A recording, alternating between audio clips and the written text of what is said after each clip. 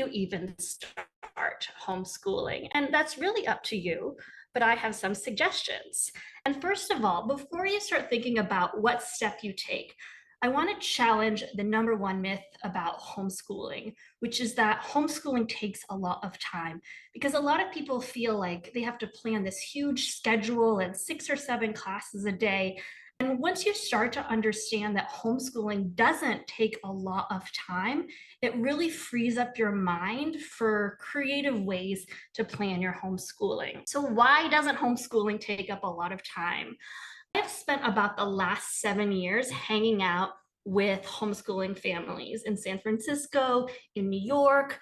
I've seen really a lot of successful homeschoolers whose kids are thriving academically, thriving socially, thriving emotionally, and I've noticed some patterns. And the good news is that the education part of homeschooling really only has to take 1 or 2 hours a day. And the reason for that is that when children are engaged in one-on-one instruction or with even self-directed learning, they just learn so much more quickly and efficiently than they do in a classroom setting with one teacher and 30 kids. And there's a really famous study by Benjamin Bloom from MIT, which dates back to the 50s or early 60s, I think. It's called Bloom's 2 sigma problem.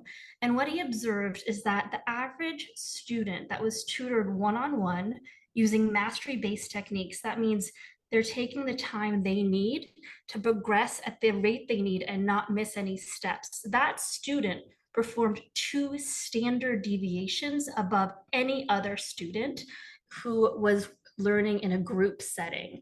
And then when you do spend those 1 to 2 hours on their education, you get all this incredible extra time where their minds can wander, where they can have self-directed learning, where you can spend time with them. So the first thing I say to homeschoolers is just carve out that 1 to 2 hours of mastery hours.